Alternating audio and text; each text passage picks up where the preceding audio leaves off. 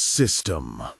The Appalachian Mountains stretch over 2,000 miles through the eastern United States. Ancient, dark, older than bones. For truckers, these mountains are more than just a route.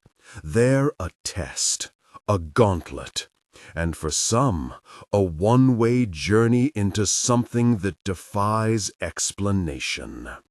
Tonight, I'm going to tell you 10 true stories. 10 encounters that happened on Appalachian highways. Stories that truckers whisper about on CB radios at 3 in the morning. Stories that make veteran drivers take the long way around. Stories that cost some men their sanity and others their lives. These aren't urban legends. These aren't campfire tales. Every story you're about to hear has been documented, reported, investigated. And in every case, there's no rational explanation for what these men saw. If you're driving through Appalachia right now, pull over. Find a rest stop. Wait until daylight. Because what hunts these mountains doesn't care about steel. It doesn't care about horsepower. It doesn't care that you're just trying to make a living. It only cares that you're alone, on their road, in their territory.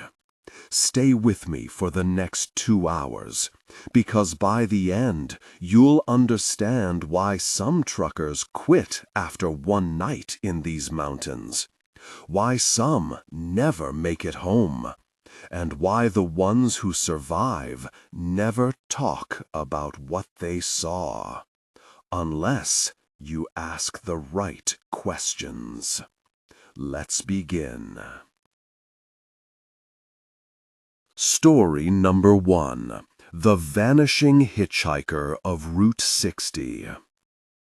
His name was Dale Morrison, 48 years old, 22 years driving long haul, Virginia to Ohio, 5 nights a week, same route for the last decade. Route 60 through West Virginia, the stretch between Hawk's Nest and Gauley Bridge. 14 miles of winding mountain road that follows the New River Gorge. Beautiful in daylight, something else entirely after dark. March 17, 2019, Friday night. Dale was running late. Engine trouble in Charleston had cost him 3 hours. It was past midnight when he hit that stretch of Route 60. Rain, heavy rain, the kind that turns the road into a black mirror and makes the mountain walls disappear into darkness. Dale knew this road, every curve, every grade. He could drive it blind if he had to, but something felt different that night, wrong, like the mountain was holding its breath. Mile marker 47, that's where he saw her. Standing on the shoulder, right at the edge where the asphalt meets the guardrail. A young woman in a white dress, soaking wet. No car, no flashlight, just standing there in the rain at 1 in the morning. Dale's first instinct was to keep driving. You don't stop on mountain roads at night. Everyone knows that. But he saw her face in his headlights as he passed. Young, maybe 25. Terrified. He couldn't leave her. Dale pulled over about 50 yards past where she was standing. Put on his flashers, grabbed his rain jacket from behind the seat. When he climbed down from the cab, the rain was coming down so hard it sounded like static. He walked back toward where she'd been standing. She was gone. Dale stood there, rain hammering down, scanning the darkness. The guardrail was right there. Nowhere to go except over the edge into the gorge. 300-foot drop to the river. "Miss," he called out, "you okay?" Nothing. Just rain and darkness and the sound of the river far below. Then he heard it, a woman's voice, behind him. "Thank you for stopping." Dale spun around. She was standing right next to his truck, 10 feet away. He hadn't heard her approach, hadn't seen her move. She was just there, like she'd materialized out of the rain. Up close, she looked even younger. Pale skin, dark hair plastered to her face, that white dress clinging to her. She was shivering violently. "Jesus, you scared me," Dale said. "Come on, get in the truck. You're freezing." She smiled, a small, sad smile. "I just need to get to Fayetteville. Can you take me to Fayetteville?" Fayetteville was 8 miles ahead. Dale was going right through it. "Yeah, no problem. Come on, let's get you warm." He opened the passenger door, helped her climb up. She was ice cold. Her hand in his felt like touching a corpse. He told himself it was the rain, the cold, the shock of whatever had happened to her. Dale climbed back into the driver's seat, cranked the heat up to maximum. The girl sat there, dripping water onto the floor mat, staring straight ahead through the windshield. "What happened?" Dale asked. "Where's your car?" "Accident," she said quietly. "I had an accident." "You hurt? You need a hospital?" "No, just Fayetteville. I need to get to Fayetteville." Fayetteville was 8 miles ahead. Dale was going right through it. "Yeah, no problem. Come on, let's get you warm." He opened the passenger door, helped her climb up. She was ice cold. Her hand in his felt like touching a corpse. He told himself it was the rain, the cold, the shock of whatever had happened to her. Dale climbed back into the driver's seat, cranked the heat up to maximum. The girl sat there, dripping water onto the floor mat, staring straight ahead through the windshield. "What happened?" Dale asked. "Where's your car?" "Accident," she said quietly. "I had an accident." "You hurt? You need a hospital?" "No, just Fayetteville. I need to get to Fayetteville." Dale put the truck in gear, pulled back onto Route 60. The girl didn't say another word, just sat there, perfectly still, water dripping from her hair and dress. The tunnel was coming up. Gauley Bridge Tunnel. 1/2 mile long, cuts right through the mountain. Dale had driven through it thousands of times. As they approached the entrance, the girl spoke again. "I'm sorry," she said. "Sorry for what?" "For what's about to happen." Before Dale could ask what she meant, they entered the tunnel. The temperature inside the cab dropped 20 degrees in an instant. Dale's breath came out in visible clouds. The headlights seemed to dim, like something was absorbing the light. And the girl started to fade. Not all at once, gradually, like she was made of mist and the heat from the vents was evaporating her. Dale could see through her, see the passenger door, see the rain-streaked window behind her. "What the fuck?" Dale's hands locked on the wheel. His foot came off the gas. The girl turned to look at him. Her eyes were completely black. No whites, no iris, just solid black.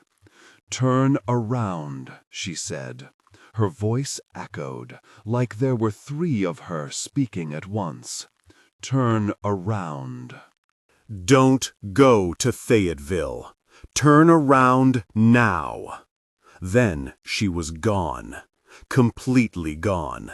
The seat was dry, no puddles of water on the floor, no handprint on the door handle, nothing to prove she'd ever been there, except Dale's racing heart and the temperature slowly returning to normal as he emerged from the other side of the tunnel. Dale pulled over, hands shaking so bad he could barely hold the wheel.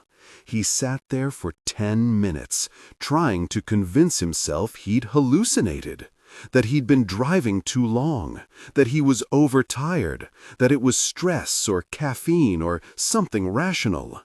But his truck was warm, the seat was dry, and that girl had been real. He'd felt her hand, heard her voice, helped her into the cab.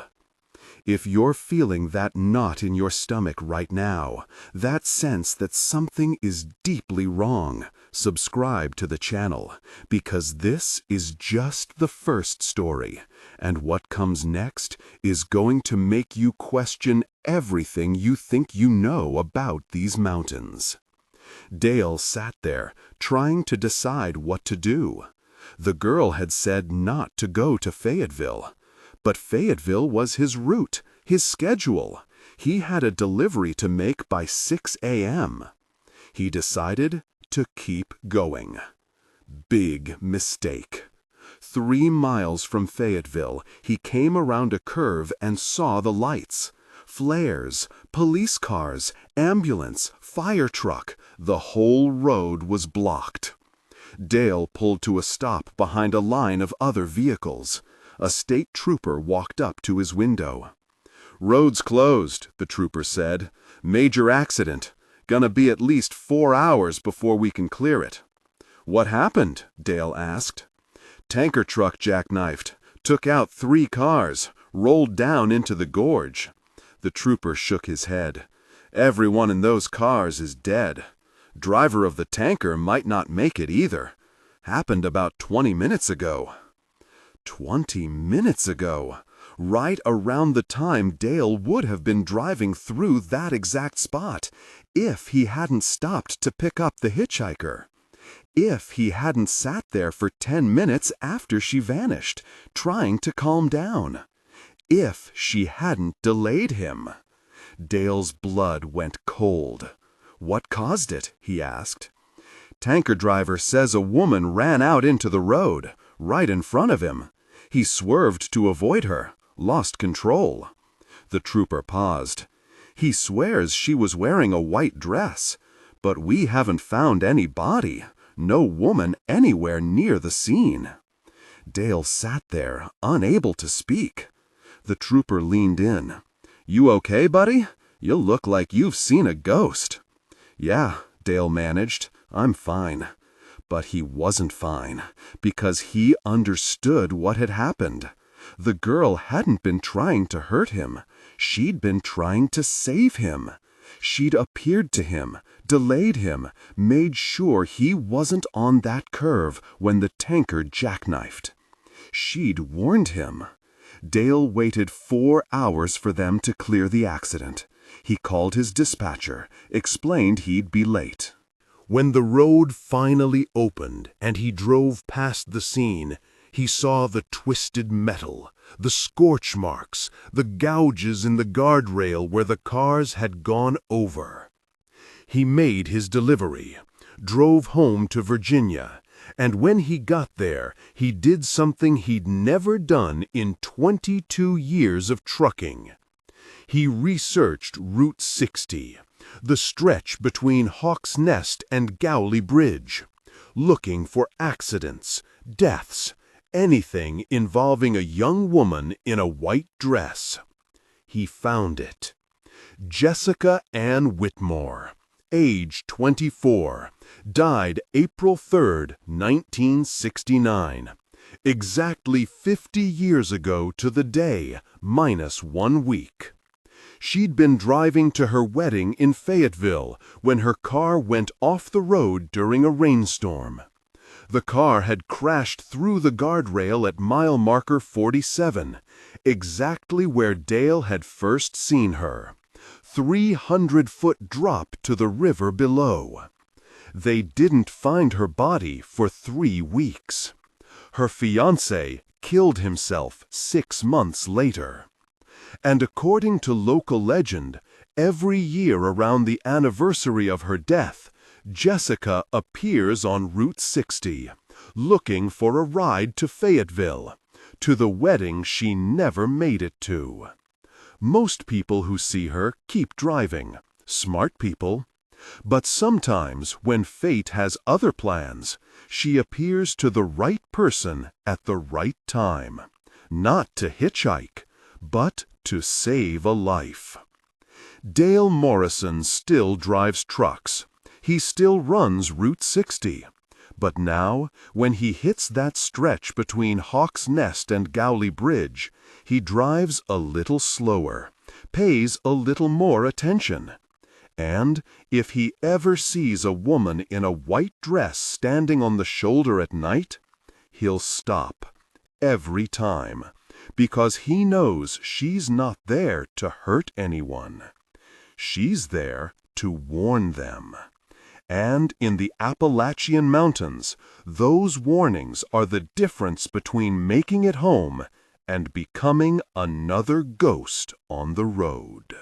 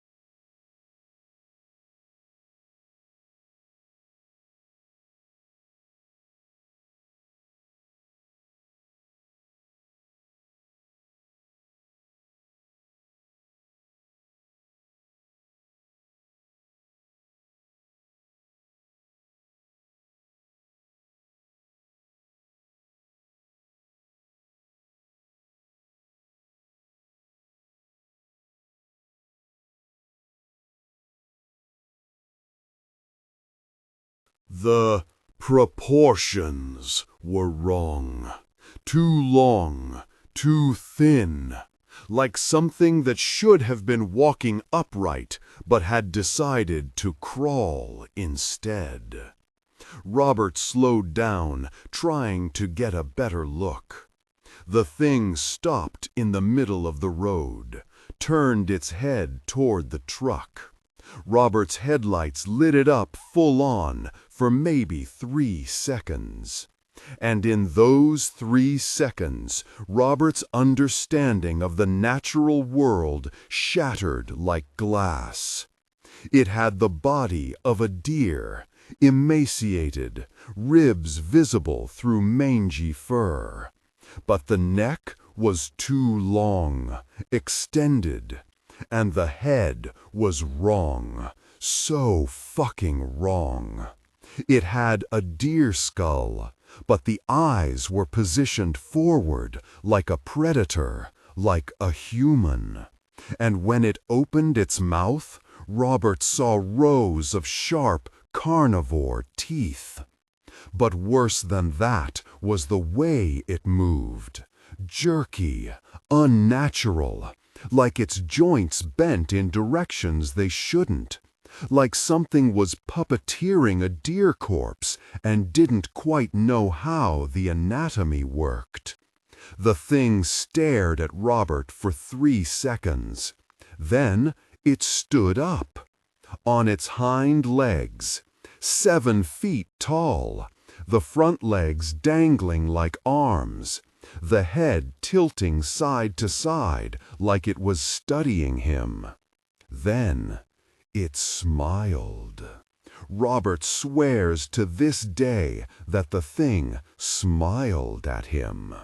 He floored it.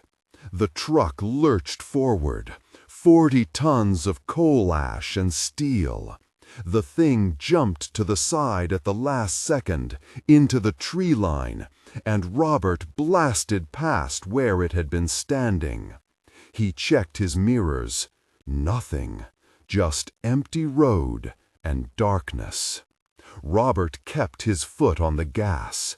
60 miles an hour on a road rated for 40. He didn't care. He just wanted out of those mountains. 2 miles later, he saw it again. Standing on the shoulder, just standing there, perfectly still, watching him pass. But that was impossible. Robert had been doing 60. That thing would have had to run through 2 miles of forest in complete darkness, over terrain that would break a human's ankles, to beat him to that spot. No living thing could move that fast. Robert pushed the truck harder. 70, the engine screaming, the load swaying, every curve a gamble. He saw it 3 more times. Each time it was ahead of him, standing on the side of the road, sometimes on 2 legs, sometimes on 4. Always perfectly still, always staring. And each time it was closer to the road, like it was getting bolder, testing boundaries. The 6th time he saw it, the thing was standing in the middle of the road. Robert didn't slow down. He laid on the horn and aimed right at it. The thing didn't move. At the last possible second, Robert swerved, felt the truck tilt, felt the load shift, thought for sure he was going over, but the tires grabbed and he made it through the curve. When he checked his mirrors, nothing, just empty road and darkness. Robert kept his foot on the gas, 60 miles an hour on a road rated for 40. He didn't care. He just wanted out of those mountains. 2 miles later, he saw it again, standing on the shoulder, just standing there, perfectly still, watching him pass. But that was impossible. Robert had been doing 60. That thing would have had to run through 2 miles of forest in complete darkness, over terrain that would break a human's ankles, to beat him to that spot. No living thing could move that fast. Robert pushed the truck harder. 70, the engine screaming, the load swaying, every curve a gamble. He saw it 3 more times. Each time it was ahead of him, standing on the side of the road, sometimes on 2 legs, sometimes on 4, always perfectly still, always staring. And each time it was closer to the road, like it was getting bolder, testing boundaries. The 6th time he saw it, the thing was standing in the middle of the road. Robert didn't slow down. He laid on the horn and aimed right at it. The thing didn't move. At the last possible second, Robert swerved, felt the truck tilt, felt the load shift, thought for sure he was going over, but the tires grabbed and he made it through the curve. When he checked his mirrors, the thing was running after him. Not the loping run of a deer, not the gallop of a 4-legged animal. It was running like a person, on its hind legs, arms pumping, head forward, faster than anything that size should be able to move. And it was gaining. System. Robert could see it in his mirrors, getting closer, closer. Its mouth open, those teeth, those eyes fixed on his truck. The speedometer hit 80. The whole truck was shaking. The load was going to shift. He was going to lose control. But if he slowed down, that thing was going to catch him. Then he saw the tunnel. Abandoned coal mine. The entrance had been sealed years ago, but the tunnel under the road was still open. Maybe 200 yards of darkness cutting through the mountain. Robert hit the tunnel doing 85. The darkness swallowed him. His headlights barely cut through. For 5 seconds, maybe 6, he was blind, just driving on memory and prayer. Then he burst out the other side. Clear road, empty, nothing behind him. Robert slowed down, hands locked on the wheel, heart trying to punch through his ribs. He kept checking the mirrors. Nothing. The thing was gone. He made it to the Tennessee border 20 minutes later, pulled into the first truck stop he found, sat in the parking lot until sunrise. Other truckers came and went. Some knocked on his window, asked if he was okay. He couldn't answer, could barely move. When the sun finally came up, Robert called his dispatcher, said he was sick, said he couldn't complete the route, said he was heading home.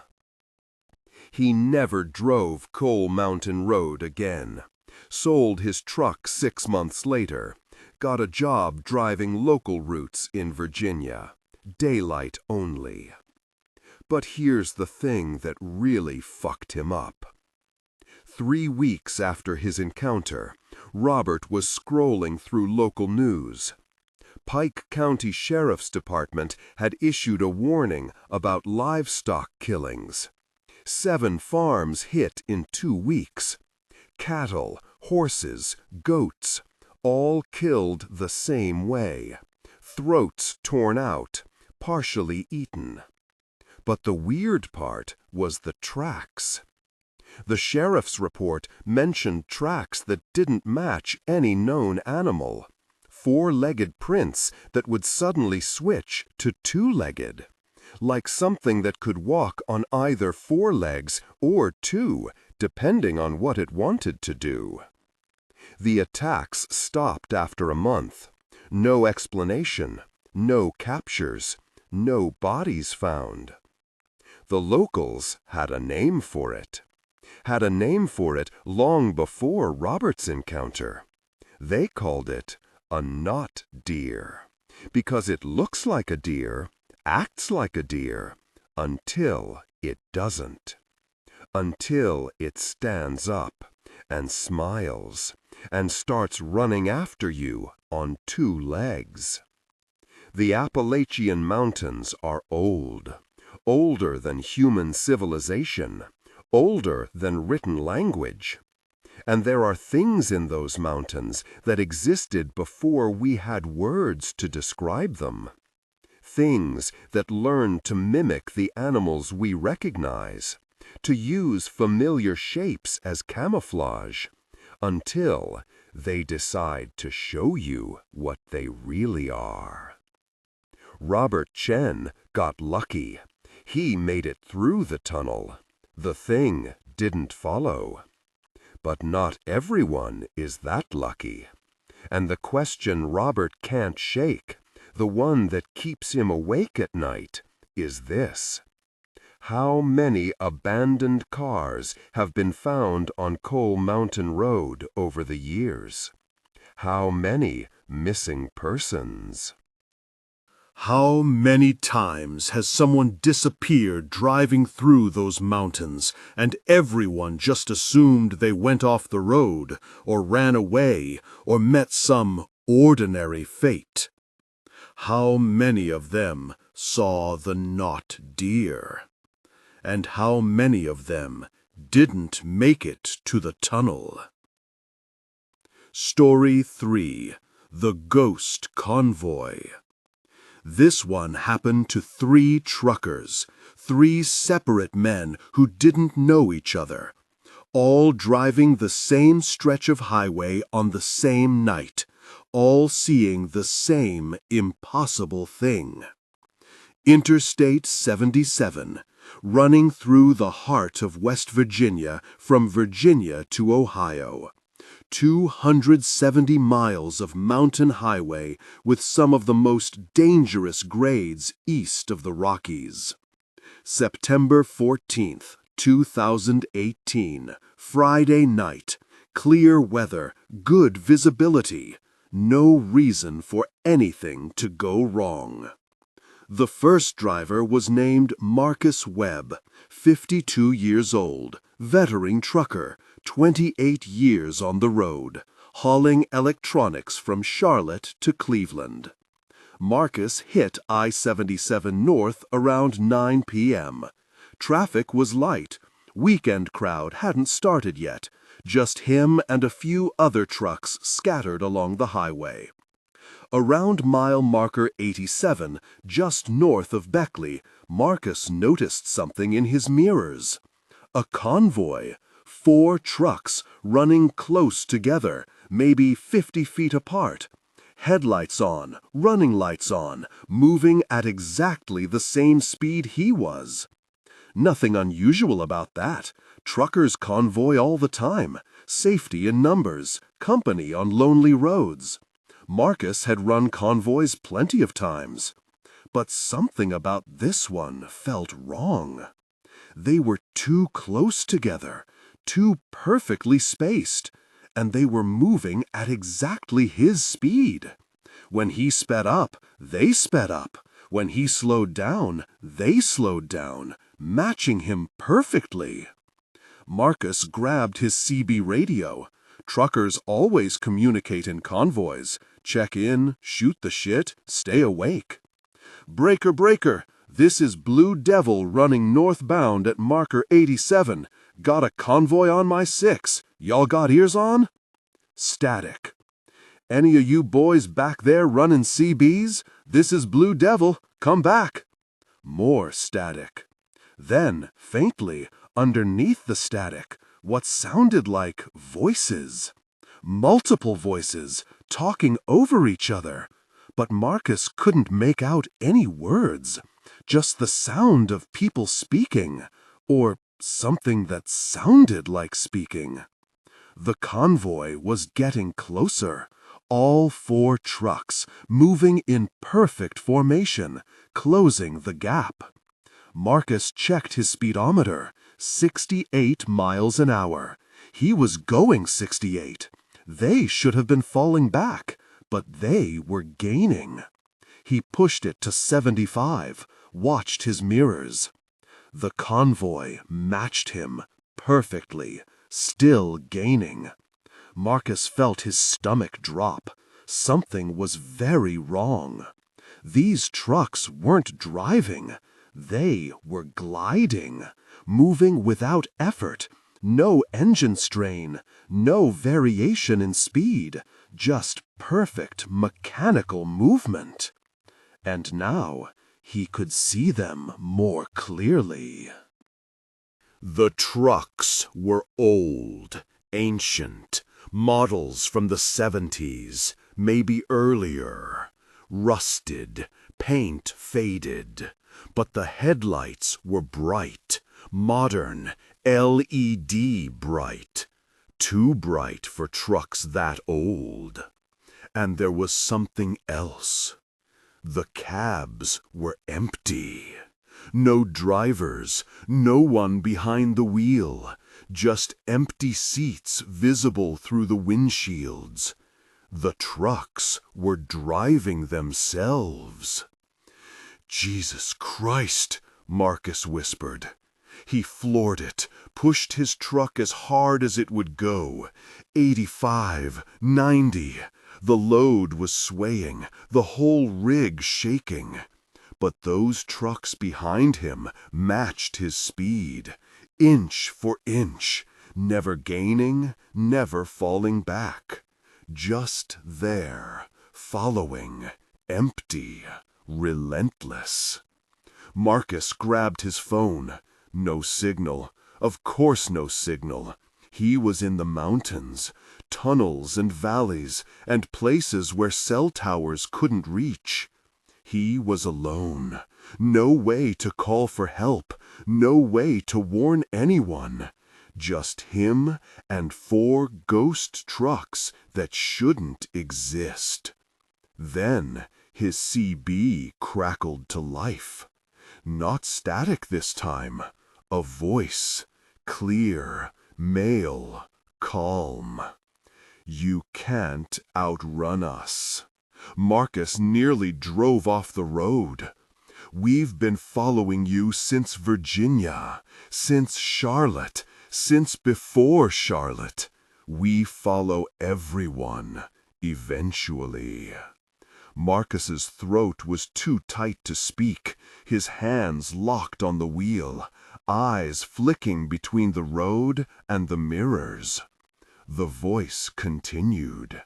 "You should pull over, rest, take a break, close your eyes. It's easier that way. Fighting just makes it harder." "Fuck you," Marcus managed to choke out. The convoy laughed. All 4 trucks. The laughter came through the CB. Multiple voices, overlapping, some male, some female, some too high or too low to be human. That's what they all say, at first. Marcus saw the exit, mile marker 92, Mossy Oak Rest Area. Lights, other trucks, people, safety. He took the exit doing 70, felt the trailer skid, felt the whole rig tilt, but he made it, shot down the ramp, into the rest area, slammed on the brakes in the middle of the parking lot. Other truckers were there, 5 or 6 rigs parked, people at picnic tables, a couple smoking by their trucks. Normal, safe, real. Marcus sat there, engine idling, staring at the entrance to the rest area. The convoy didn't follow. He waited. 5 minutes. 10. Nothing. The highway beyond the rest area was empty. Just normal traffic passing. Cars, trucks, nothing unusual. Marcus climbed out of his cab on shaking legs, walked over to where two other truckers were standing, smoking cigarettes. "You guys see a convoy come off that exit? 4 trucks, old trucks, running together?" The two men looked at each other, then at Marcus. "No convoy, man," one of them said. "You all right? You look like hell."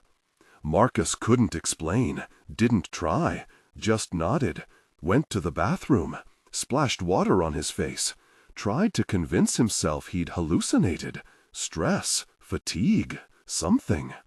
He came back out to find another trucker walking up, younger guy, mid-30s, looking shaken. "Any of you guys just come from southbound?" the young trucker asked. If this story is making your skin crawl, hit that like button, because what happened next confirms that Marcus wasn't hallucinating. And what these men saw that night has been reported by over 40 different truckers in the last 5 years. The young trucker's name was Devin Price.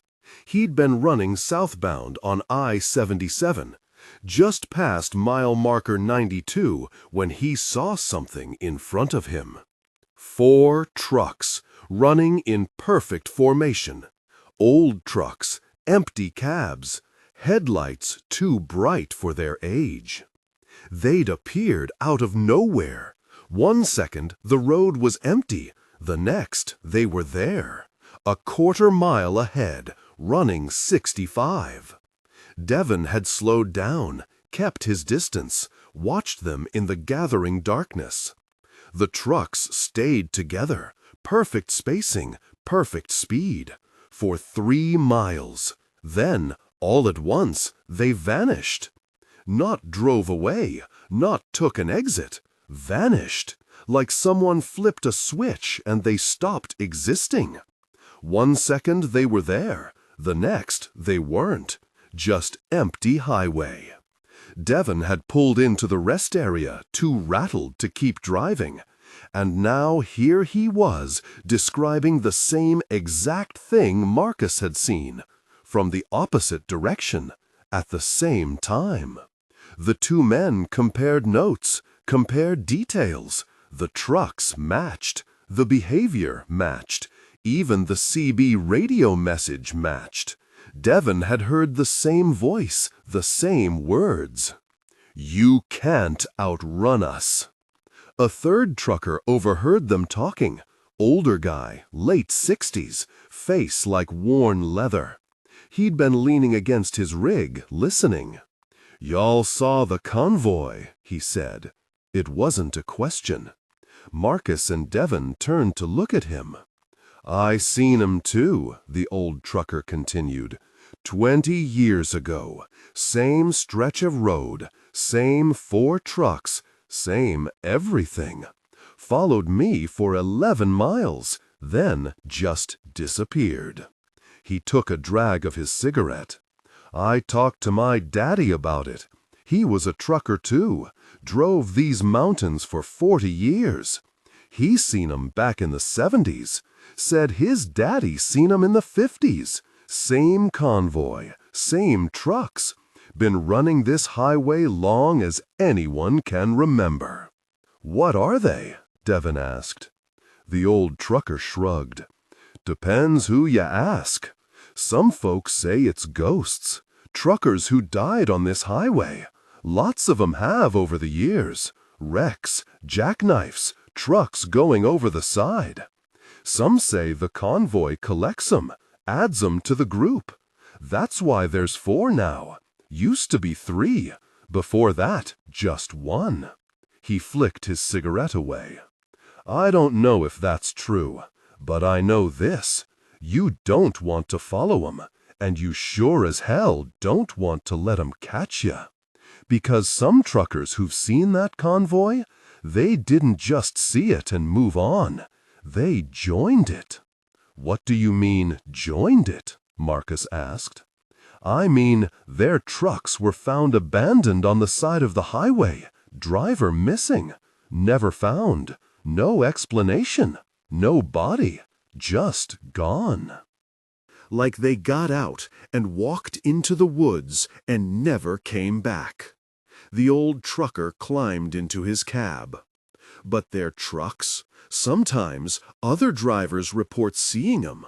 Weeks later, months later, running in that convoy. Empty, driving themselves, adding to the count. He started his engine. So yeah, you saw the convoy? Congratulations, you're not crazy.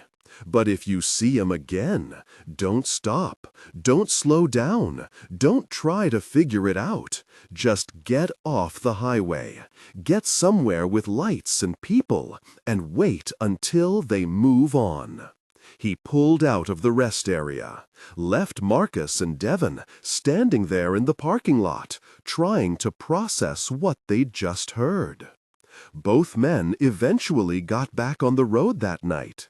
Both made it to their destinations. Both quit driving I-77 permanently.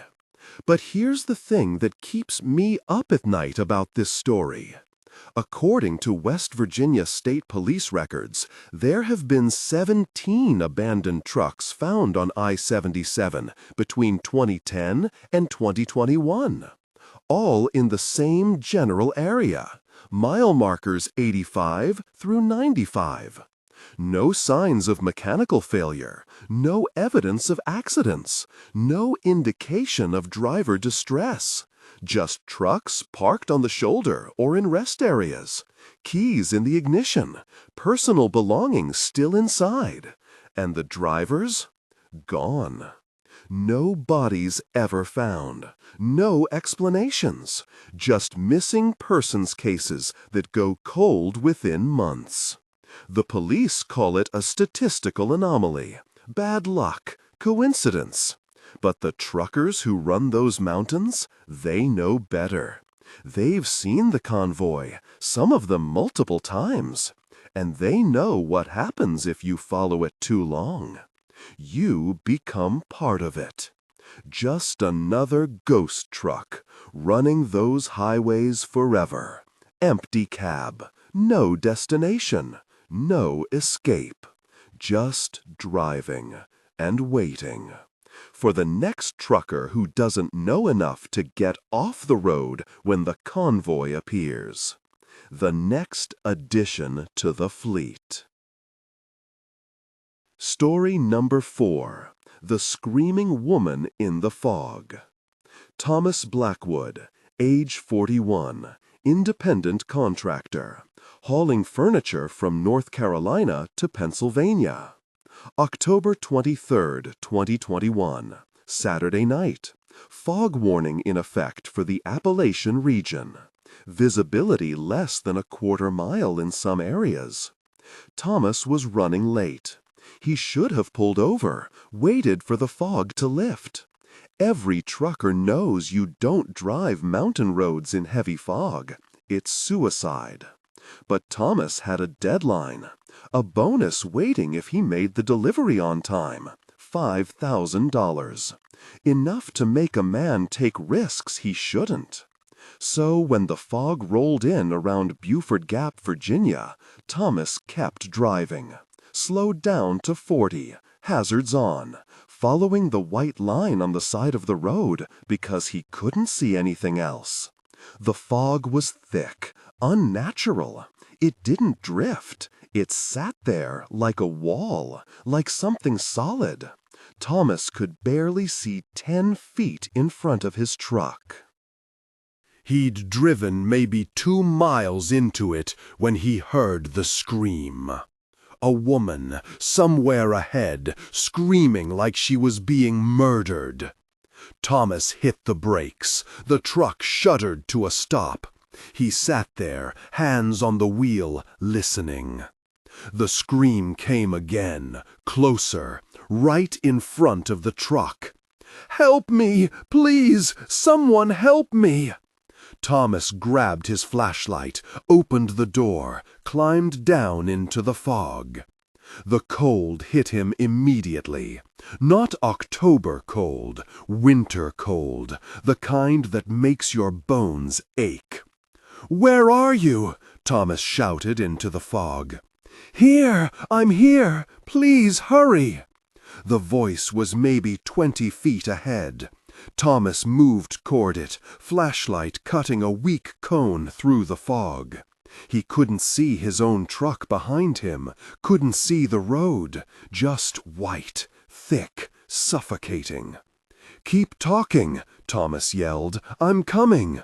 "Hurry, please, he's coming back, he's—" The scream cut off. Thomas stopped walking. Something was wrong. The voice had been moving, first ahead, then to the left, then behind him, circling him. "Miss," Thomas called out, "you okay?" Silence, just the fog and the cold and Thomas's heartbeat in his ears. Then the laughter started. Not a woman's laughter, something else. High-pitched, manic, coming from all around him. The fog seemed to carry it, amplify it, make it impossible to tell where it was coming from. Thomas ran, back toward where he thought the truck was. Flashlight beam jerking around, seeing nothing but white. He found the truck, slammed the door, locked it, sat there, breathing hard, watching the fog press against the windows. The laughter stopped. Thomas waited. 1 minute. 2. Nothing. He put the truck in gear, started rolling forward, slow, 15 miles an hour, following the white line, wanting nothing more than to get out of this fog and never stop driving until he hit Pennsylvania. The woman screamed again. This time she was on the hood of the truck. Thomas saw her for maybe half a second. White dress, black hair, face pressed against the windshield, mouth open, screaming. Then she was gone. Thomas swerved, felt the truck drift right, felt the tires hit gravel. He corrected, got back on the road. His hands were shaking so bad he could barely hold the wheel. What the fuck, what the fuck, what the fuck? The woman appeared again, this time on the passenger side, face against the window, screaming. Her mouth too wide, her teeth too many, eyes solid black. Thomas screamed, punched the gas, the truck lurched forward. The fog was getting thicker, impossible. He couldn't see the road anymore, couldn't see anything, just white. And then there were more of them. Figures in the fog, dozens of them, standing on the road, standing on the shoulders, all of them screaming, all of them reaching toward the truck as he passed. Women, men, children, all in old-fashioned clothes, all with those black eyes, those too wide mouths. Thomas closed his eyes, couldn't look anymore. Just drove blind, praying he'd stay on the road, praying he'd hit clear air, praying this was a nightmare and he'd wake up. The truck jolted, went over something. Thomas's eyes snapped open. Clear air, no fog. The road stretched ahead, visible for miles. Thomas slammed on the brakes, sat there hyperventilating. He looked in his mirrors. Behind him was a wall of fog, a perfect straight wall, like someone had drawn a line across the highway and said, "Fog stops here." And in that wall, Thomas could see them, the figures, standing at the edge, watching him, not moving, not following, just watching as he drove away. Thomas made it to Pennsylvania, made his delivery, got his bonus. He also quit trucking, sold his rig, moved to Florida, got a job doing local deliveries, beach towns, flat roads, no mountains. But the question that haunted him, that haunts me, is this: what were those things? I did research, I always do research, and I found something interesting. Buford Gap, Virginia. Scene of a major accident in 1952. A chartered bus carrying 42 people went off the road in heavy fog, went through the guardrail, rolled 200 feet down the mountainside. No survivors. Everyone died on impact or in the resulting fire. The bodies were never fully recovered. The crash site was too remote, too dangerous to access. They got some of them, but according to official records, at least 19 bodies were never found, left there, in the mountains, in the fog. And according to local reports, every time heavy fog rolls through Buford Gap, people report hearing screams, seeing figures, women in old-fashioned dresses, men in suits, children, all of them trying to lure people off the road, all of them angry, confused, not understanding that they're dead. Thomas Blackwood isn't the first person to encounter them, and he won't be the last. But he's one of the lucky ones, because he didn't get out of the truck, he didn't follow the voice into the fog, he didn't try to help. Because the thing about those figures, they don't want help, they want company. They want you to join them, in the fog, on the mountain, forever. And if you stop to help them, you never leave. Story number 5. The Faceless Hitchhiker. Jerry Cho, 34 years old, new to trucking, only been driving for 8 months, running mail contracts through eastern Kentucky. November 8, 2019, Friday night, clear weather, temperature in the low 40s. Jerry was running Route 23 north from Prestonsburg to Ashland, 2-lane highway through Daniel Boone National Forest. A route his dispatcher said was easy, straightforward, nothing to worry about. His dispatcher lied.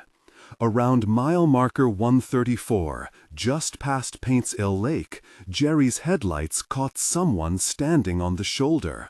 A man, tall, wearing a dark coat. Thumb out. Hitchhiking. Jerry's first instinct was to keep driving. You don't pick up hitchhikers. Everyone knows that. Especially not at midnight on a deserted mountain highway. But as he passed, Jerry glanced in his mirror. The man was still there, still standing, still holding his thumb out. But now he was facing the wrong direction, facing the truck, like he'd turned to watch Jerry drive away. Jerry felt a chill run down his spine. Something about that figure was wrong. The way it stood, too still, too straight, like a mannequin. He kept driving, pushed the hitchhiker out of his mind. Probably just a local, someone whose car broke down, someone who'd find another ride or walk to the nearest gas station. 2 miles later, Jerry saw him again. Same man, same dark coat, same spot on the shoulder, thumb out. But that was impossible. Jerry had been doing 60. No one could have gotten ahead of him that fast. Not on foot, not even in a car. Jerry slowed down, stared as he passed. The figure didn't move, didn't turn its head, just stood there, perfectly still, thumb out. And now, in the better light of his headlights, Jerry could see something that made his blood run cold. The man had no face. Not covered, not hidden, just smooth. No eyes, no nose, no mouth. Just blank skin where a face should be. Jerry hit the gas, told himself he'd imagined it. Shadow, trick of the light, stress. 3 miles later, the man was standing in the road. Jerry slammed on the brakes. The truck shuddered, tires screaming, the load shifting. The truck stopped maybe 10 feet from the figure. The faceless man stood in the middle of the road, arms at his sides, head tilted slightly, like he was listening or waiting. Jerry sat there, engine idling, hands locked on the wheel. The figure took a step forward. Jerry threw the truck in reverse, started backing up. The figure took another step, then another, walking, slow, deliberate. Jerry kept backing up, watching the figure in his headlights. It kept walking, matching his speed, never speeding up, never slowing down, just walking. Then Jerry's truck hit something. He looked in his mirrors. Another figure, standing behind the truck, blocking him in. This one was shorter, thinner, also wearing dark clothes, also faceless. Jerry was trapped. The first figure kept walking forward, getting closer. 20 feet, 15, 10. Jerry grabbed his CB radio. Mayday, mayday, this is static. Pure static, no signal, nothing. The figure stopped at the hood of the truck, stood there, head tilted, like it was studying him through the windshield. Then it raised one hand, reached toward the glass. Jerry screamed, threw the truck into drive, cranked the wheel hard right, drove off the road into the grass. The truck bounced, lurched, tires spinning. Jerry fought the wheel, fought to keep the truck upright. He made it. The tires grabbed. The truck shot forward. Jerry looked in his mirrors. Both figures were standing on the road, not moving, not following, just standing there, watching him drive away. Jerry didn't slow down for 30 miles, didn't stop until he hit a 24-hour truck stop outside Ashland, parked in the brightest part of the lot, under the lights, surrounded by other trucks. He sat there until sunrise, didn't sleep, couldn't sleep, just watched the parking lot, watched the shadows, made sure nothing was coming. When morning came, Jerry called his dispatcher, quit on the spot, said he was done, said he'd drive the truck back to the depot, but he was never running that route again. His dispatcher tried to talk him out of it, offered more money, better routes. Jerry refused. Because what Jerry knew, what he couldn't explain to his dispatcher, was that those figures weren't trying to hitchhike. They were testing him, seeing if he'd stop, seeing if he'd be stupid enough to get out of the truck. And if he had? Jerry doesn't like to think about what would have happened, but he has theories based on research he did after that night. Route 23 through eastern Kentucky has the highest rate of missing persons cases in the state. 64 people have disappeared along that route in the last 20 years. Hikers, hunters, drivers. No bodies, no explanations, just gone. And multiple people have reported seeing the faceless figures, always at night, always on the shoulder, always hitchhiking. They're called the Quiet Men, local legend, been reported for decades. No one knows what they are. Some say ghosts, some say demons, some say something else, something older. But everyone agrees on one thing. If you see them, don't stop. Don't slow down. Don't acknowledge them. Because the quiet men can't hurt you unless you invite them in, unless you open the door, unless you let them get close. And once you do, you join them on the shoulder, in the dark, faceless, silent, waiting for the next driver who's stupid enough to stop. Story number 6, The Devil's Curve at Midnight. This story is different because it didn't happen to just one trucker. It happened to hundreds, maybe thousands, over the course of 70 years.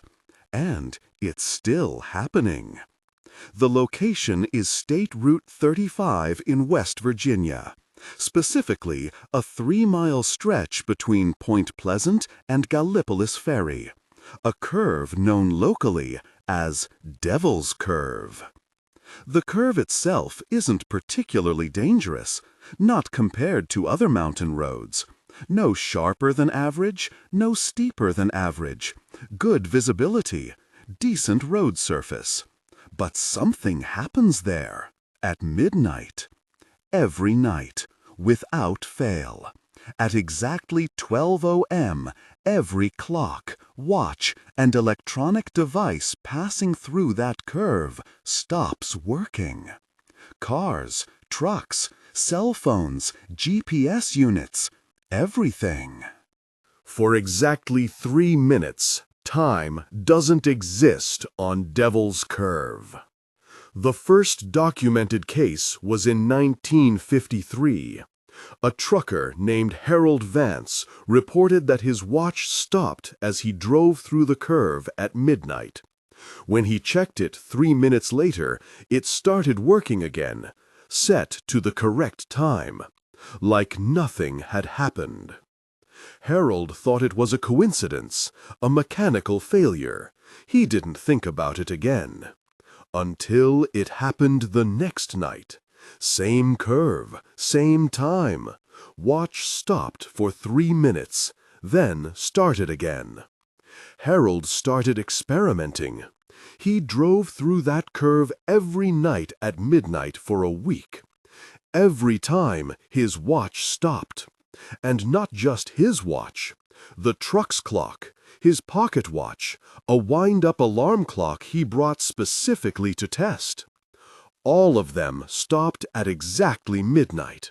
All of them started again exactly 3 minutes later. Harold reported it to his company. They didn't believe him, thought he was crazy or lying. So Harold invited other drivers to test it themselves. They did, and they confirmed it. The phenomenon was real. Word spread through the trucking community. CB radio chatter, truck stop gossip. Within months, truckers were detouring through Devil's Curve just to experience it, to see if the stories were true. They were. And they still are. Today, right now. If you drive through Devil's Curve at exactly midnight, every electronic device you have will stop working for 3 minutes. But here's where it gets disturbing. Some drivers report more than just stopped clocks. They report missing time. They enter the curve at midnight. They exit the curve 3 minutes later. But according to everyone else, they were gone for hours. One trucker, Michael Hooper, entered Devil's Curve at midnight on August 3, 2015. His wife was following him in her car. She watched him enter the curve, watched his taillights disappear around the bend. And then he was gone. Not just out of sight. Gone. The road beyond the curve was empty. No truck, no lights, nothing. Michael's wife called 911. State police came.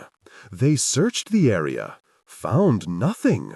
The truck had vanished. 12 hours later, Michael drove out of the curve. His truck appeared exactly where it had disappeared, like he'd been there the whole time. But according to Michael, only 3 minutes had passed.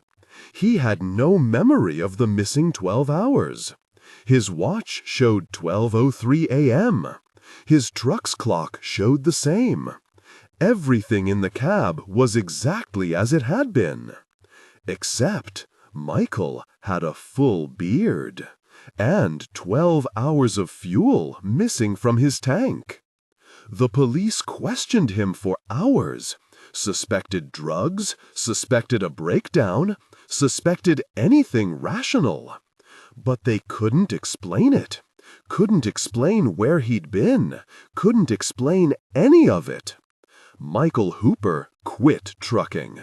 Last I heard, he's working construction in Ohio. Won't talk about that night. Won't even drive through West Virginia. His case isn't unique.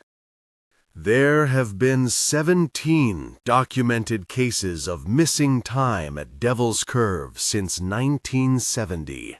Some lasting minutes, some lasting hours. One driver was missing for 4 days, came out thinking only 3 minutes had passed. Scientists have studied it, physicists, geologists, paranormal investigators. No one can explain it. The local theory is that Devil's Curve sits on some kind of temporal anomaly, a thin spot in reality where time doesn't work right, where 3 minutes here might be 3 hours somewhere else, or 3 days, or longer. And here's what keeps me up at night about this story. What if it's not random? What if the missing time isn't a glitch? What if something is taking these drivers, pulling them out of our reality for hours or days, and then putting them back, with no memory of where they were or what happened? What if those 3 minutes we experience are just the loading screen, the transition, and what happens during the missing time is the real event? A trucker named Sandra Yates claims she remembers. She's the only one who does, or the only one willing to talk about it. Sandra drove through Devil's Curve at midnight on March 12, 2017. She was missing for 6 hours. When she came out, she went straight to the police, told them everything. She said that when she entered the curve, the world went dark. Not nighttime dark, absolute dark, like all the light in the universe had been turned off. Her truck was still moving, she could feel it, but she couldn't see anything. Not the road, not her hands, not the dashboard, nothing. Then she heard breathing. Not her own, something else, something big, close to the truck, surrounding it. The breathing got louder, closer. She felt something touch the truck, felt it rock slightly, like something massive was leaning against it, investigating it. Then a voice, not speaking words, just sounds, tones, vibrations that she felt in her chest, communication she couldn't understand. Sandra tried to scream. No sound came out. She tried to move, couldn't, paralyzed, trapped in darkness with something she couldn't see, couldn't comprehend, examining her like a specimen. For what felt like hours this continued, the breathing, the touching, the incomprehensible communication. Then light, blinding light, the curve, the road, normal reality. Sandra's clock said 3 minutes had passed, but 6 hours were missing from the world. The police thought she was crazy, traumatized, making it up. But Sandra quit trucking, moved to California, won't drive at night, won't drive alone, and won't go anywhere near West Virginia. I tried to interview her for this video. She refused, but she sent me a message. 1 sentence. It's still there, whatever it is, still pulling people through, and one day, someone's not coming back. Devil's Curve is still there, Route 35, West Virginia. You can drive it right now. During the day, it's normal, just another curve on another mountain highway. But at midnight, At exactly 12 a.m., time stops, and something else starts. And if you're unlucky, if you're chosen, you might come back 3 minutes later, or 3 hours, or 3 days, or you might not come back at all. Because wherever Devil's Curve takes you during those missing minutes, whatever pulls you out of reality and holds you in the dark, it doesn't have to let you go. And some drivers, maybe more than we know, never make it back. They're still there, in the dark, in that other place, trapped in the 3 minutes that never end, waiting, hoping that someone will figure out how to bring them home. Story number 7. The Children Who Aren't Children. If you've made it this far, you're either brave or foolish. Probably both. Because this story, story number 7, is the one that makes veteran truckers refuse to drive certain routes. The one that causes grown men to quit on the spot. The one that law enforcement won't officially acknowledge, but unofficially advises people to take seriously. This is about the black-eyed children of Appalachia. Leonard Sullivan, age 56, driving for 31 years, running a route from Tennessee to Virginia, passing through the Cherokee National Forest. March 19, 2016, Tuesday night. Temperature in the low 50s. Clear skies. Full moon. Leonard was running Highway 68, a winding 2-lane that cuts through some of the most isolated parts of the national forest. No towns, no gas stations, no cell service, just trees and darkness and the occasional deer. Around 2 a.m., Leonard's headlights caught something on the road ahead. 2 children, standing in the middle of the highway, maybe 8 or 9 years old, a boy and a girl, holding hands, just standing there, perfectly still. Leonard hit the brakes. The truck shuddered to a stop about 30 feet from where they were standing. The children didn't move, didn't run, didn't even flinch at the sound of the engine or the screech of the brakes. Just stood there, holding hands, staring at the truck.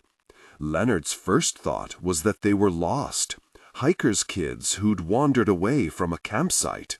He grabbed his flashlight, opened the door, started to climb down. Then he saw their eyes. The boy's eyes caught the truck's headlights, reflected like an animal's eyes, but wrong, too dark. And as Leonard got closer, he realized why. The children's eyes were completely black, solid black. No whites, no iris, no pupil, just black, like someone had filled their eye sockets with ink. Leonard froze. Every instinct he had screamed at him to get back in the truck, to drive away, to not engage with whatever these things were. But they were children. At least they looked like children. And they were standing in the middle of the highway where the next driver might not see them in time, might hit them. "You kids okay?" Leonard called out. "Where are your parents?" The children didn't answer, just stared, those black eyes fixed on him. Then, in perfect unison, they smiled. Leonard felt his blood turn to ice. The smiles were wrong, too wide, too many teeth, teeth that looked sharp, pointed. "We need a ride," the girl said. Her voice was flat, emotionless, like she was reading from a script. "My mom and dad are at the campsite," Leonard said, taking a step back. "I'll call someone, park rangers. They'll help you find your parents." "We don't have parents," the boy said. Same flat voice, same emotionless delivery. "We need a ride. Will you give us a ride?" "I can't, I'm working, but I'll call—" "Will you give us a ride?" The girl again. Same words, same tone, like she hadn't heard Leonard at all. Leonard backed toward his truck. The children took a step forward, still holding hands, still smiling. "We need to come inside," the boy said. "We need to get in your truck. Will you let us in?" "No, I can't do that." "Will you let us in?" The girl again. Same words, same tone, like she hadn't heard Leonard at all. Leonard backed toward his truck. The children took a step forward, still holding hands, still smiling. "We need to come inside," the boy said. "We need to get in your truck. Will you let us in?" "No, I can't do that." "Will you let us in?" The girl again, louder now, more insistent. "No." The children took another step. They were maybe 15 feet away now. Leonard could see them clearly in the headlights, could see details he wished he couldn't. Their skin was too pale, gray-white, like they'd been dead for weeks. Their clothes were wrong, old-fashioned, from a different era.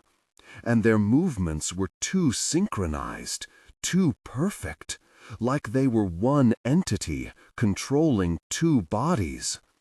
"Please let us in," they said in unison. "Please, we're so cold. We need to get warm. Please let us in." Leonard climbed back into his cab, slammed the door, locked it. The children walked closer, right up to the driver's side door, looked up at him through the window. "Please," the girl said, "we're just children. We won't hurt you. Please let us in." Her hand reached up, touched the door handle, pulled, locked. She pulled again, harder. The whole truck shook. "Let us in," the boy said. No pleading anymore, demanding. "Let us in now." Leonard grabbed his CB radio. "Mayday, Mayday! This is Big Bear, running southbound on 68. I got two—" He looked at them again. "I got a situation. Need police. Need backup. 2 children on the road acting—" The girl slammed her fist into the window. The glass cracked, spiderweb fractures spreading from the impact point. A 9-year-old girl cracking safety glass with her bare fist. "Let us in!" Both children, screaming now, their voices too deep, too loud, overlapping and echoing. They started hitting the truck, fists pounding on the door, the window, the side panels. The truck rocking with each impact, metal denting, glass cracking. Leonard threw the truck into gear, started rolling forward. The children ran alongside, keeping pace, still hitting the truck, still screaming. "Let us in! Let us in! Let us in!"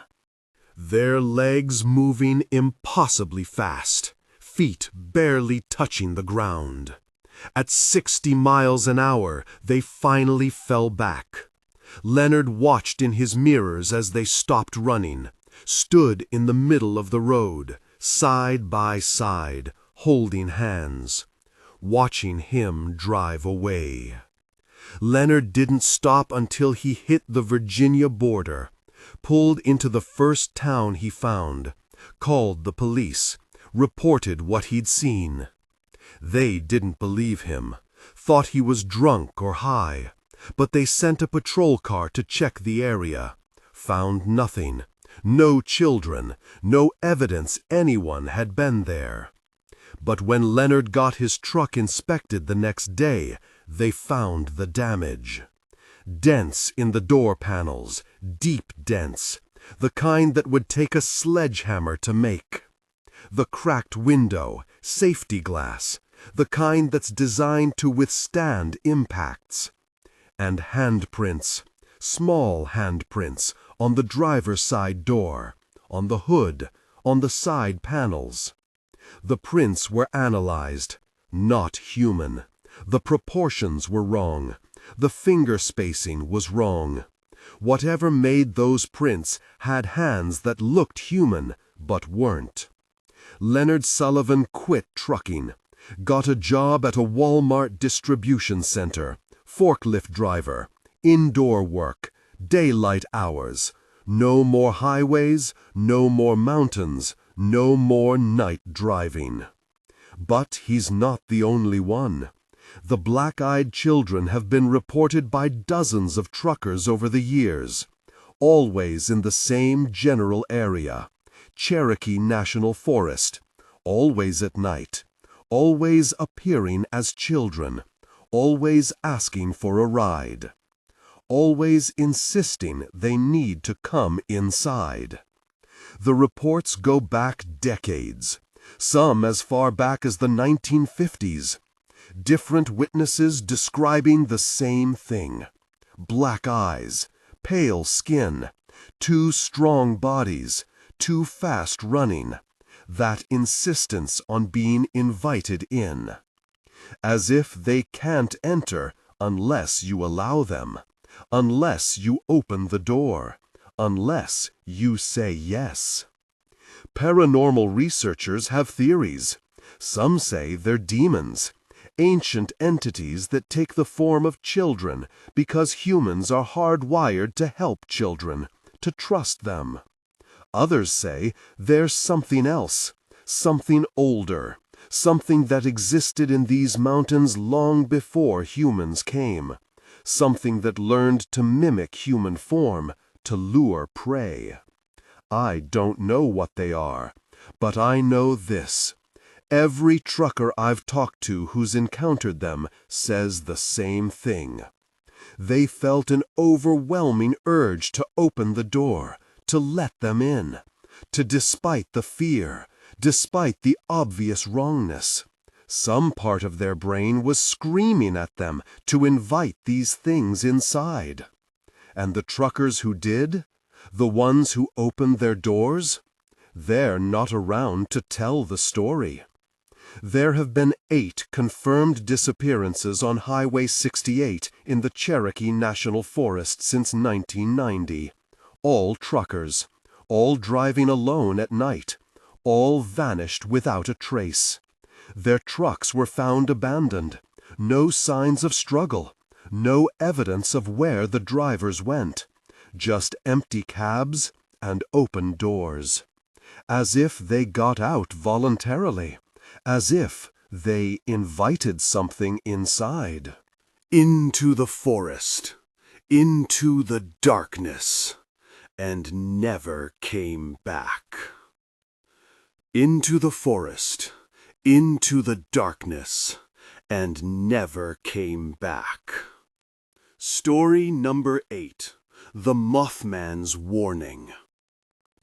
We're at story 8. If you're still watching, if you're still here with me in the dark, then you deserve to hear about the most famous cryptid in Appalachian history, the Mothman. Most people know the story. Point Pleasant, West Virginia, 1966. Multiple sightings of a large, winged creature with glowing red eyes. The collapse of the Silver Bridge. 46 people dead. But what most people don't know is that the Mothman didn't disappear after 1967. It's still there, still appearing, still warning people, especially truckers. Reggie Thompson, age 43, hauling construction materials from Ohio to West Virginia. December 12, 2020, Saturday night. Reggie was running Route 2 along the Ohio River, the same route that leads into Point Pleasant, the same bridge corridor where the Silver Bridge once stood.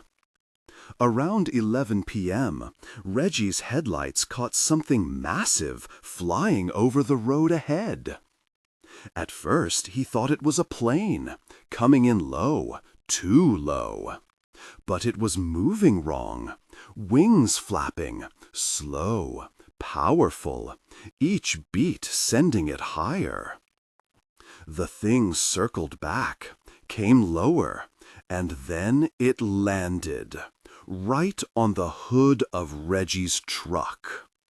Reggie slammed on the brakes, the truck skidded.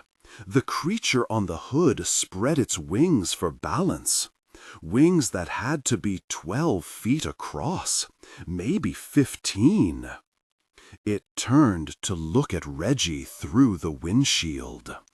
The eyes, red, glowing, like taillights, like brake lights, impossibly bright in the darkness. The body was humanoid, roughly man-shaped, but covered in gray-brown fur or feathers. Reggie couldn't tell which.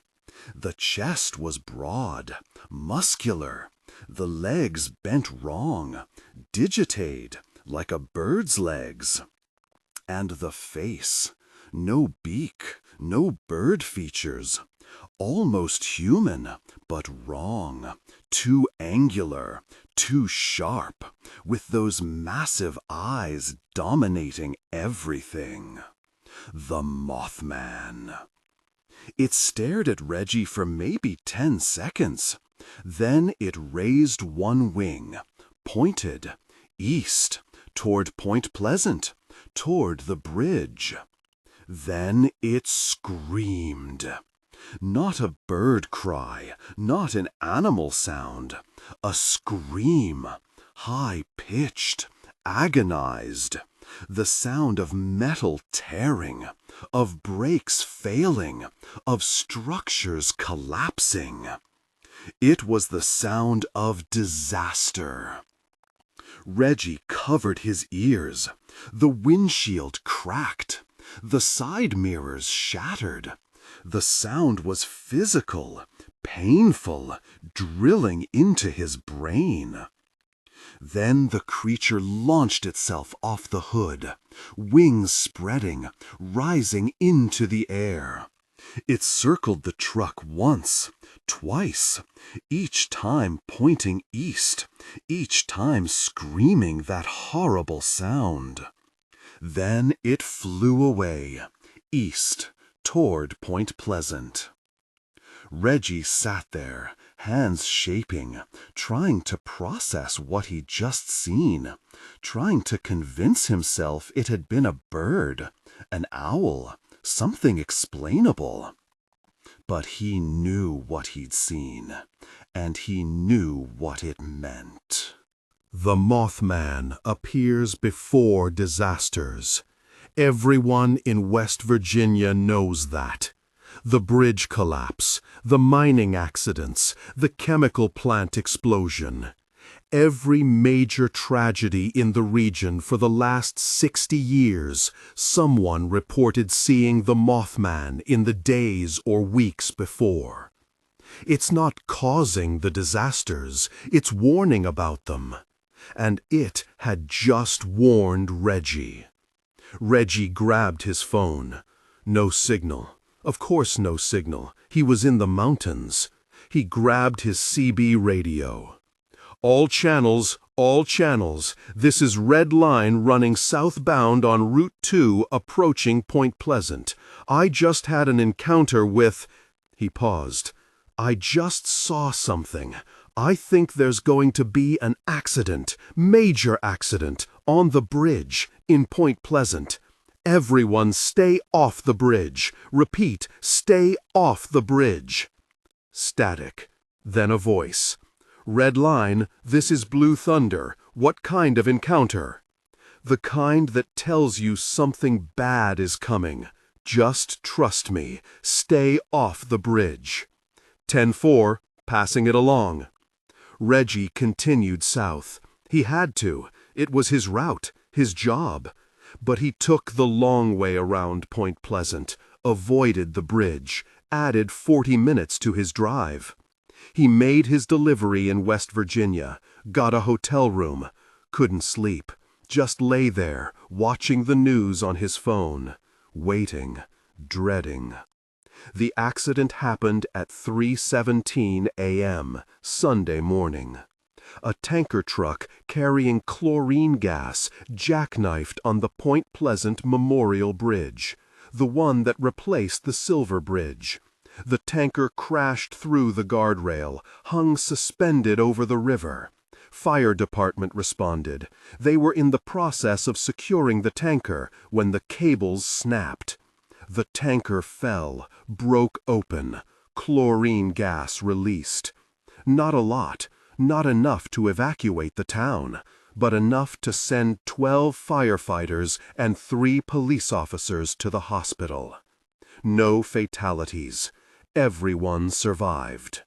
But if it had happened during rush hour, if the bridge had been full of commuters, if the wind had been blowing toward town instead of toward the river, hundreds could have died.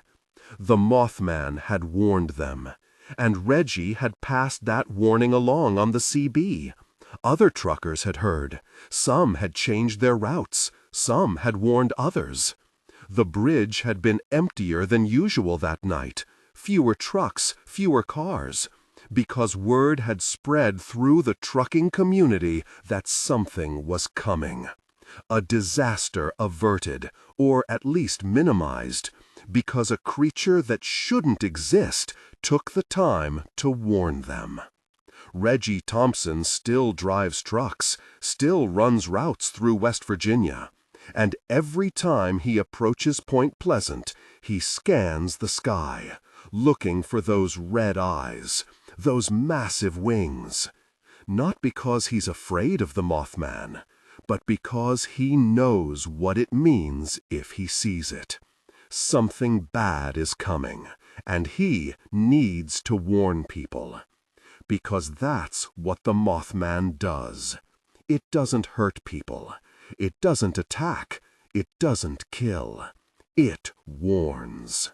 And if you're smart, if you're listening, if you're paying attention, you heed that warning.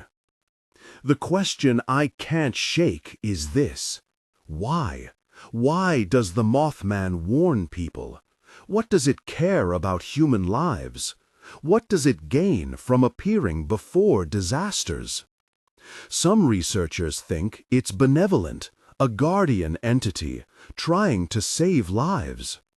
Others think it's something else, that it's drawn to disaster, to death, to tragedy, that it appears not to warn, but to witness, to feed on the fear and grief that follows. But Reggie doesn't care about the theories.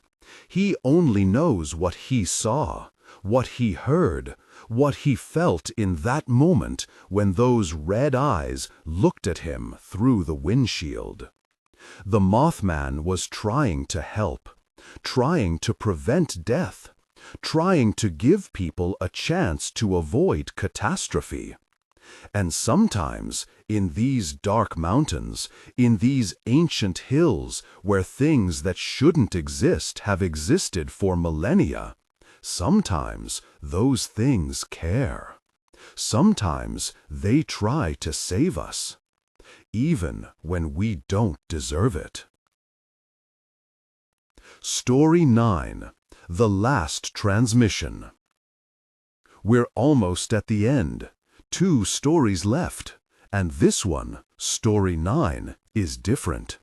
Because it's not just about encountering something unexplainable. It's about solving a mystery that had haunted West Virginia for 2 decades.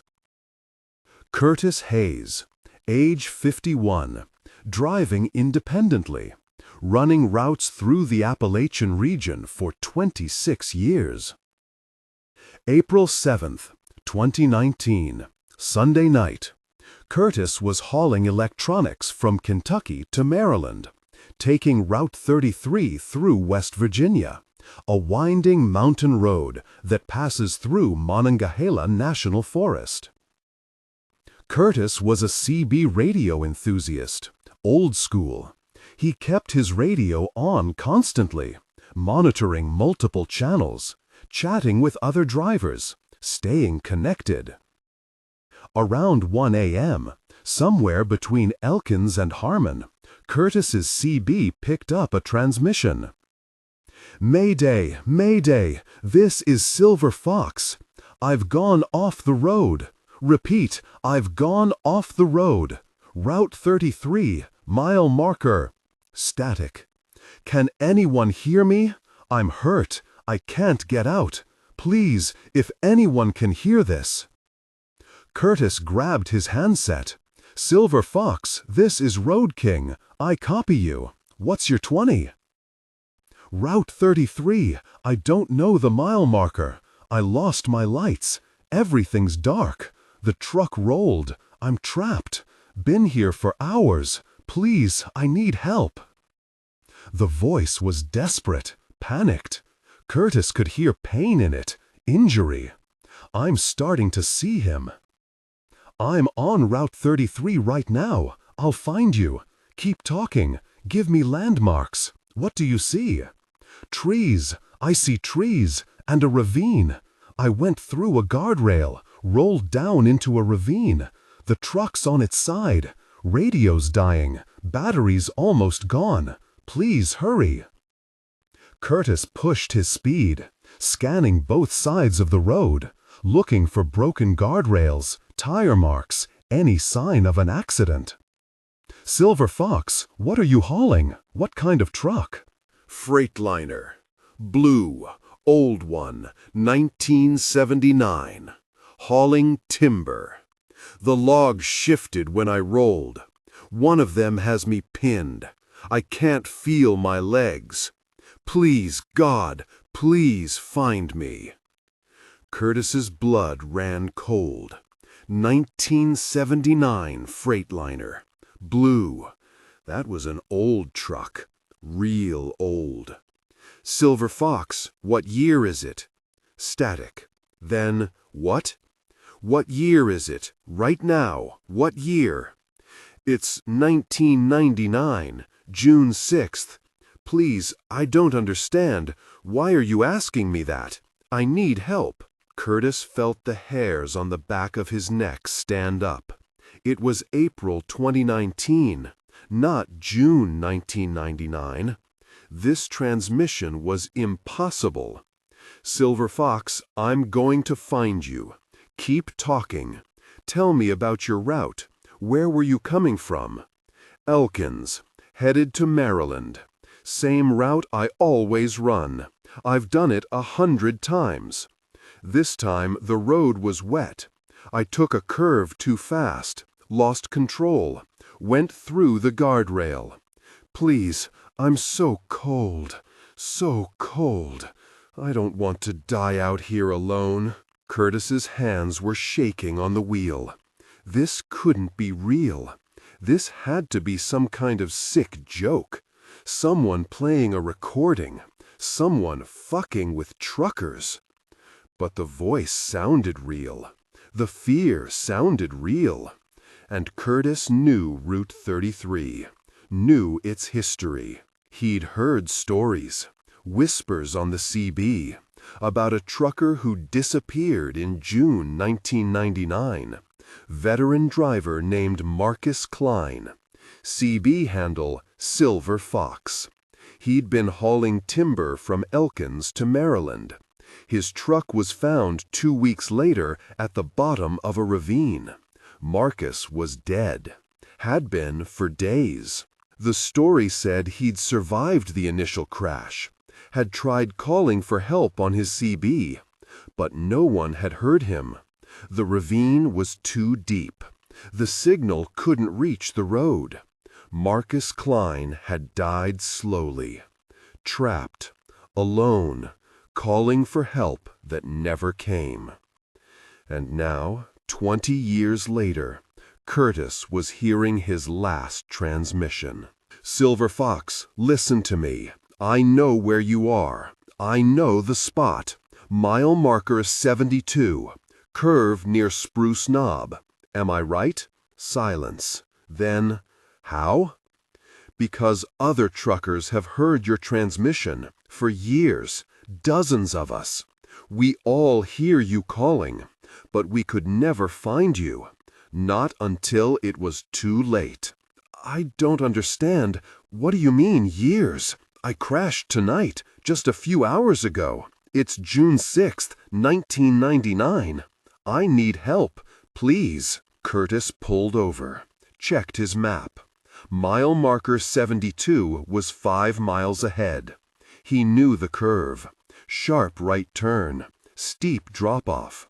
Guardrail had been replaced multiple times. Accidents happened there regularly. Silver Fox, I'm coming. 5 minutes. Hang on. Curtis drove. Faster than he should have. Heart pounding. Not knowing what he'd find. If he'd find anything. The curve came into view.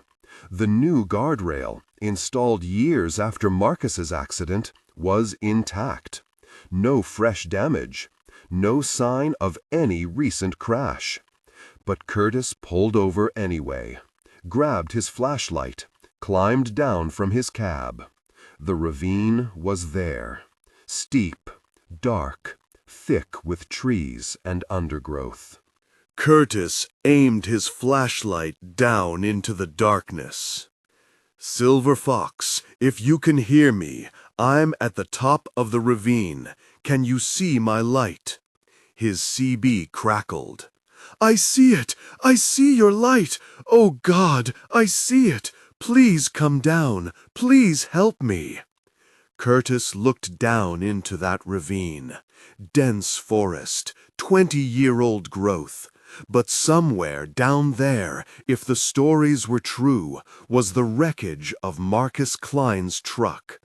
And somehow, impossibly, Marcus was still down there, still alive in whatever moment he was trapped in, still calling for help from June 6th, 1999. Curtis started down. The descent was brutal. Steep, slippery. Multiple times he nearly fell, but he kept going, following the sound of Marcus's voice on the CB. I see you! I see your light! You're close! So close! Please hurry! I'm so cold!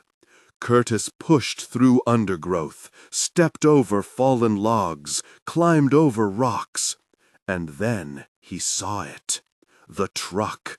Blue Freightliner, 1970s model. On its side, crushed, covered in 20 years of rust and decay and forest growth. The cab was partially collapsed. The timber load had shifted. One massive log had punched through the cab, right where the driver would have been sitting. Curtis approached carefully, aimed his flashlight through the broken windshield. Bones, a skeleton, still in the driver's seat, still wearing the tattered remains of a flannel shirt and jeans. Marcus Klein, dead for 20 years. Curtis's CB crackled. Thank you for coming. I knew someone would come eventually. I knew someone would hear me. Curtis stood there, flashlight shaking in his hand, looking at the skeletal remains of a man whose voice he could still hear. A man who had been calling for help for 2 decades. A man who didn't know he was already dead. Marcus, Curtis said quietly. Marcus Klein, Silver Fox. You've been here for a long time. Since June 6th, 1999. It's April 7th, 2019 now. 20 years. Silence on the CB. Long silence. Then, 20 years? Yeah, I'm sorry. You didn't make it. You've been gone for a long time. More silence. Curtis waited. Didn't know what else to say. Didn't know if there was anything to say. Finally, did they find me?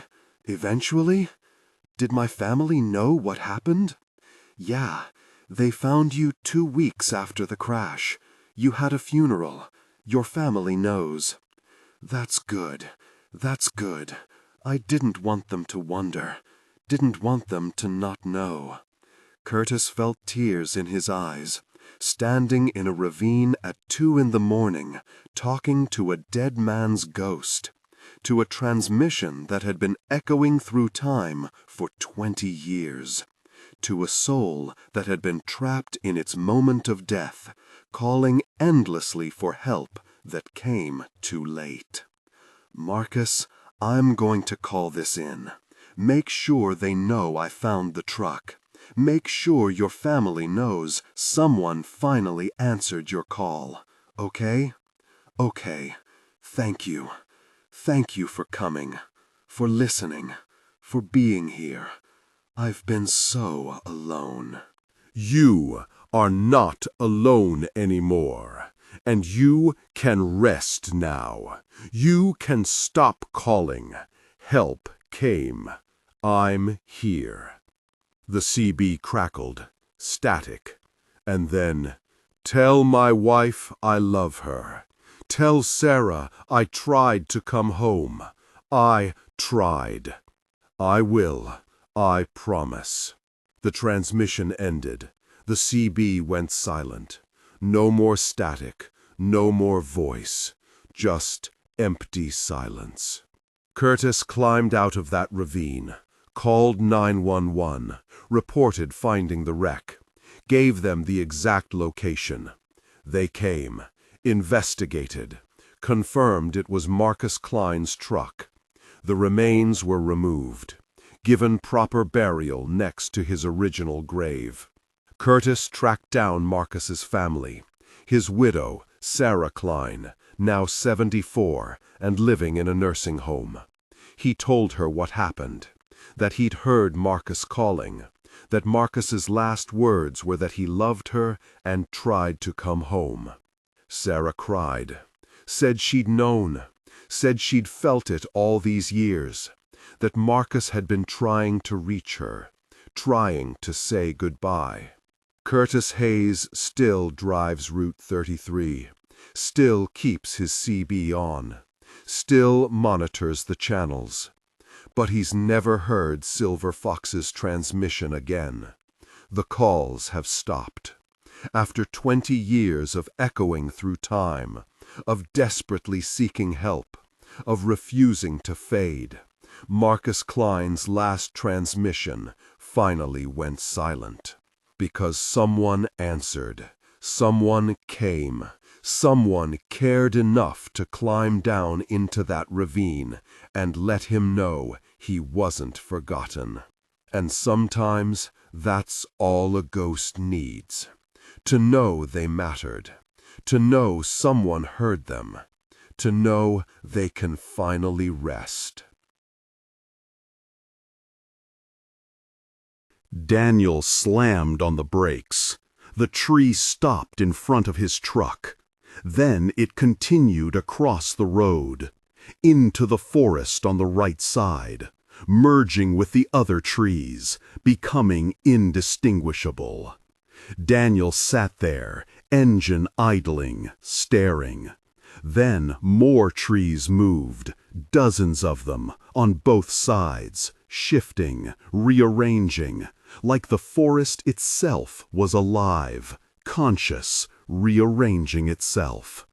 And then Daniel realized something horrifying. The road was getting narrower. The trees were closing in, slowly, deliberately. The forest was consuming the highway, foot by foot, inch by inch. Daniel threw the truck into gear, started driving. The trees continued moving, the road continued narrowing. Behind him, in his mirrors, he could see trees sliding onto the highway, filling the space where he'd been, cutting off his escape. Daniel pushed the truck faster, 60, 70. The forest on both sides was a blur, trees moving, branches reaching, the road ahead getting tighter and tighter. Then Daniel saw something that made his blood freeze. Eyes. Thousands of eyes in the trees, among the branches, glowing, watching. Not animal eyes, not human eyes. Something else. Something ancient. The entire forest was watching him. And then it spoke, not in words, not in sounds, in feelings, sensations, emotions pushed directly into Daniel's brain. Communication that bypassed language. Leave. You don't belong. This place is ours, has always been ours, will always be ours. You are tolerated, not welcomed. The trees closed in tighter, branches scraping the sides of the truck, scratching the paint. The road was barely wider than his truck now. If it got any narrower, he'd be stuck, trapped. Daniel screamed, floored the gas, the engine roaring, the load swaying, the whole truck shaking. And then, just as suddenly as it started, it stopped. The trees pulled back. The road widened. The eyes disappeared. Normal forest, normal highway, empty and silent. Daniel didn't slow down for 30 miles, didn't stop until he hit the next town, pulled into a 24-hour diner, sat in the parking lot, shaking so badly he couldn't hold his phone. Other truckers were there, inside, eating, drinking coffee, looking normal, looking tired but okay. Daniel went inside, ordered coffee, sat at the counter, tried to process what had happened. An old man sitting 2 stools down glanced at him, looked at his hands, still shaking. "You drove through the forest tonight," the old man said. Not a question, a statement. Daniel looked at him. What? The forest. The real forest. The one that doesn't show itself often. You saw it. The trees. The eyes. The way it moves. How do you? Because I've seen it too. 40 years ago. Drove Route 52 at midnight. Same thing happened. Forest closed in. Trees walked. Eyes everywhere. Told me to leave. The old man sipped his coffee. The Appalachian Mountains are old. Older than humans. Older than civilization. And they are alive. Not the way we think of alive, but conscious, aware. The forest, the mountains, the valleys, they're all one thing, one massive organism, thinking, watching, tolerating us. He looked at Daniel. We build roads through it, cut it, burn it, poison it, and it lets us. Most of the time, because we're small, temporary, we'll be gone soon enough.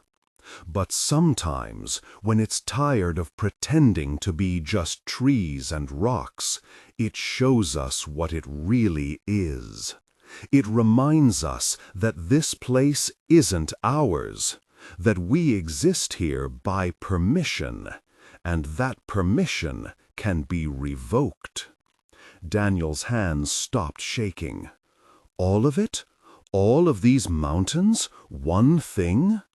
One thing, and everything you've heard about Appalachia, all the stories, all the encounters, all the ghosts and cryptids and impossible things, they're all part of it, extensions of it, the forest expressing itself in different ways.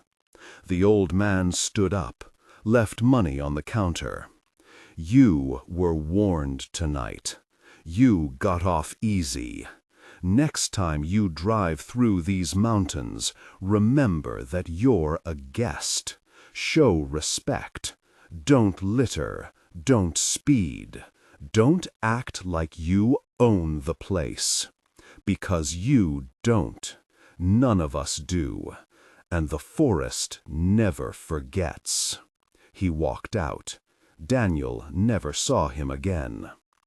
Daniel Ortiz still drives trucks, still runs routes through Appalachia.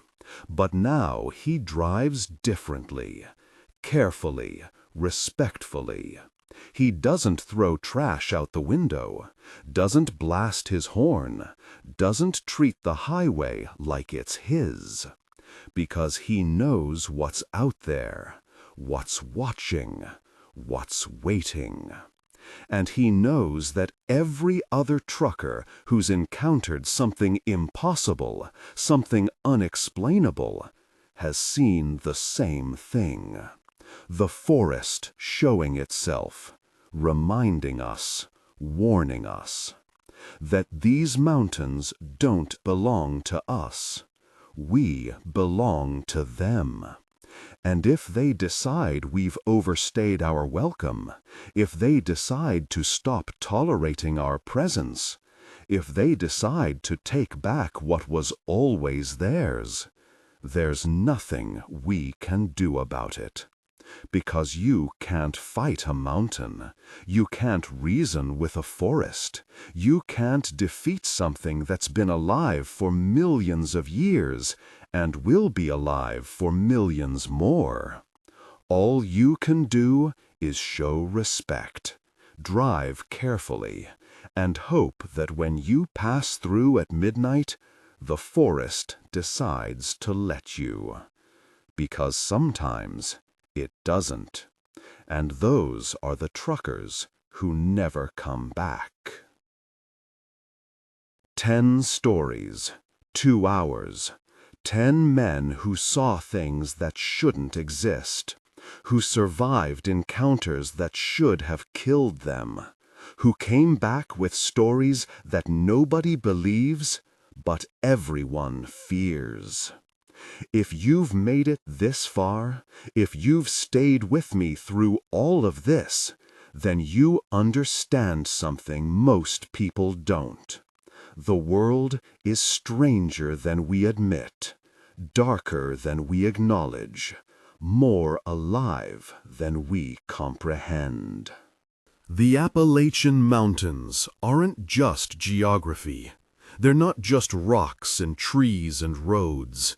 They're something else, something ancient, something aware. And the things that live there, the entities and cryptids and ghosts and phenomena, they're not separate occurrences. They're all connected, all part of the same vast, incomprehensible thing. Jessica Whitmore appearing on Route 60 to save lives. The not deer hunting on Coal Mountain. The ghost convoy on I-77. The figures in the fog at Buford Gap. The faceless hitchhikers. Devil's Curve and its missing time. The black-eyed children. The Mothman's warnings. Marcus Klein's transmission echoing through decades. And the forest itself, moving and watching and waiting. They're all pieces of Appalachia, all expressions of something that exists beyond our understanding. These mountains have rules, laws of nature that don't apply anywhere else. And if you drive through them at night, if you're alone on those winding roads, if you see something that shouldn't be there, you have two choices: respect it and survive, or ignore it and join the countless others who never made it home. I'm uploading this video at sunrise. As I record these final words, the sun is coming up over the mountains outside my window. In daylight, they look peaceful, beautiful, just mountains. But I know what's out there. I've talked to the truckers. I've heard their stories. I've seen the fear in their eyes when they remember. And I know that tonight, when the sun sets, when darkness returns, the mountains will wake up again. The entities will emerge. The forest will start watching. And somewhere, on some lonely highway, another trucker will see something impossible. Will they survive? Will they make it home? Will they understand what they've encountered? Maybe, if they're smart, if they're respectful, if they're lucky. But some won't. Some will become stories themselves, additions to the legends, more fuel for the warnings that truckers whisper to each other at midnight. If you drive through Appalachia, be careful, be respectful, and if you see something strange, something impossible, something that tells you to turn back, listen, because the mountains are trying to save you, and they won't warn you twice. Subscribe to this channel for more true stories from the dark side of reality. Comment below if you've driven through Appalachia, if you've seen something, if you have a story to share. And in next week's video, we're going north, the Alaska Highway, the road to nowhere, where truckers disappear in winter and are found frozen in spring, where something hunts in the eternal darkness, where the cold itself is alive. Until then, drive safe, stay alert, and remember, these mountains are older than your fear, and they remember everything.